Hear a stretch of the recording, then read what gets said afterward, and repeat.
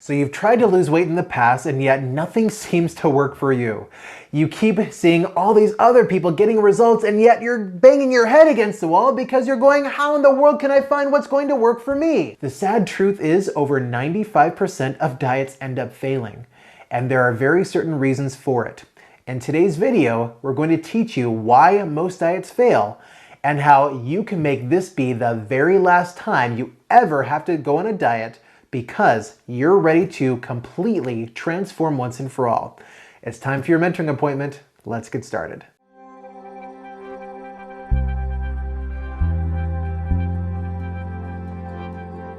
So you've heard the statistic that over 95% of diets fail, and unfortunately this is very, very true. Almost everyone has gone on some type of diet in their life. Usually around the new year, everyone sets their New Year's resolutions, and I was no different. I started my weight journey at over 250 pounds. I'll never forget the day that I stepped on that scale and I saw that number and I said, okay, I am sick and tired of this because that's a yucky number. And then I looked in the mirror and I thought, that's even yuckier. And I went to the other side of the mirror hoping that it would be different, and it wasn't different. And I said, I don't want to be yucky. And I tried so many different diets and I always got temporary results. In fact, I usually dropped about 15 pounds before I lost motivation, and then all the weight would come back on. In the beginning of 2019, I was like so many millions of people and I said, this is my year. This is the year that I finally make the change, and I make the change permanent. And I started the year just like any other, and it wasn't until I found the shift, which I'm about to share with you, that I was able to drop over 75 pounds in just a few months' time, going from this to this in the process. The key to losing weight permanently is doing so at a high level of motivation. Oh, well, Eric, I've been motivated. I get motivated all the time. I mean, I'm motivated every beginning of the year, but that motivation doesn't last. Only certain types of motivation last permanently. Unfortunately, most people choose a motivation which does not last. There are 4 levels of motivation. And again, most people try to make changes in their life at one of the lower levels. The first level of motivation is what we call a social level, which is doing things because you should or because it's expected of you. Unfortunately, this is why a lot of people try to lose weight. Maybe their spouse has been nagging them for a number of years in order to get healthy. Maybe their doctor has said, you kind of need to lose weight here, pal, otherwise things aren't going to get any better. Maybe they look at themselves in the mirror and they go, I really should get back in shape. Unfortunately, when we should on ourselves, it simply makes the process unbearable. I mean, who wants to shoot on themselves, right? A mentor of mine once told me that shift happens when we stop shooting ourselves in the foot. Unfortunately, as I mentioned, most people set their goals, particularly their weight loss goals, out of a social level of motivation. And unfortunately, it simply doesn't last because you don't actually want to be doing whatever it is you set out to do. The next level of motivation is what we call a consequence level, which is doing something either to gain some type of reward or avoid some type of punishment. A lot of people will set their weight goals this way because their doctor tells them if they don't drop 50 pounds, they're going to have a heart attack or they're going to get diabetes. A lot of people unfortunately have that crazy wake-up call scare and they begin the process doing it on a consequence level of motivation. Just like social level motivation, that type of motivation does not last. Either the reward has to be increased exponentially, or the pain of the punishment that they're trying to avoid has to become very, very real. For a lot of people, until the pain of the situation becomes greater than the pain of change, they aren't actually going to take the steps to make the change. The sad truth is most people believe the process of slimming down to be one of extreme pain and torture. And so very few people even take the first few steps to get started. This was the motivation that I tried to use for a number of years. Every single year, I always set my New Year's resolutions and I would go to the gym for a number of weeks. Usually it was 3 weeks. I'd be super motivated and I'd go to the gym, I'd do my workouts, and I'd always drop about 5, 10, maybe 15 pounds. And then that 4th week came along. And that's when the motivation began to dissipate. And I would get to the gym and about 5 minutes into my workout, I'd just go, nah, I don't want to be here. And I just leave. And I'd stay away from the gym for like a week or two, and finally I'd stand back on the scale and my weight would be right back to where it began, thus sabotaging myself in the process. Again, the mistake that most people make is setting their weight loss goals utilizing a lower level of motivation, either a social level motivator or a consequence level motivator. But what if there were certain types of motivation that lasted? The next level of motivation is what we call doing things at an agent level, which is doing something because you genuinely want to, because you absolutely love the process. Do you have a favorite dessert? Let's say that it's ice cream. Why do most people eat ice cream? Is it because of a social level motivation? Do they go and get an ice cream cone because, well, they really should get that ice cream cone? Do they go and get that ice cream cone because it's expected of them to eat that entire ice cream cone? Do they eat ice cream at a consequence level? I mean, did they grow up with parents that said, now you eat that entire bowl of ice cream or you don't get any broccoli? No, of course not!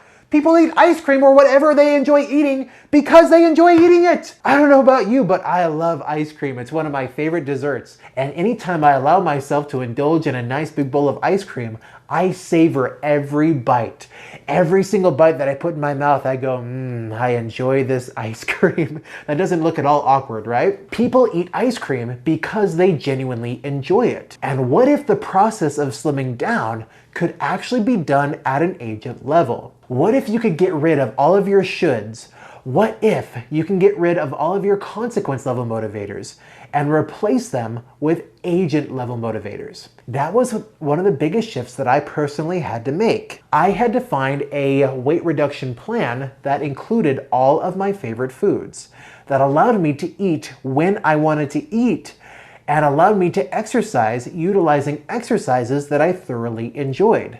Thus never having to look at my watch and go, oh my gosh, it's time to go to the gym, I don't want to, but to actually wake up every day and say, yes, another day. I get to do my weight reduction plan today. It is enjoyable. What type of difference would that make for you?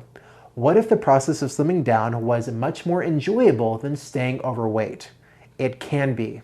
Stay tuned. But what if there is an even greater level of motivation? The fourth level of motivation is what we call a charity level motivator, meaning doing something out of pure love. What if you loved yourself so much that you never settled for reaching anything less than your absolute ideal situation? There's an interesting fad going around right now, which is a promotion of self-acceptance. And every so often we'll see an overweight celebrity go on the cover of some magazine, maybe in their underwear, and their message is to try to promote self-acceptance.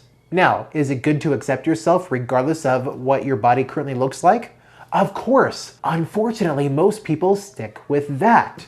They believe that self-love and acceptance has to mean staying where they are, and this couldn't be farther from the truth.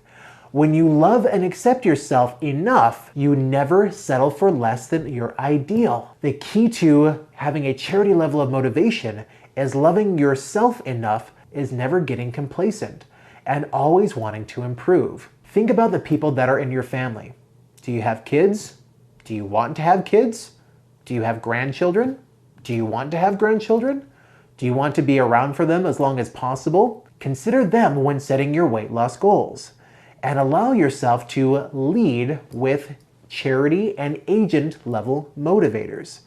Meaning, find a plan that works for you in such a way that you absolutely enjoy it, and you keep forefront in your mind an image of the people you are doing it for, including yourself. Now, does that mean you can't ever reinforce your plan with the lower level motivators? Of course not.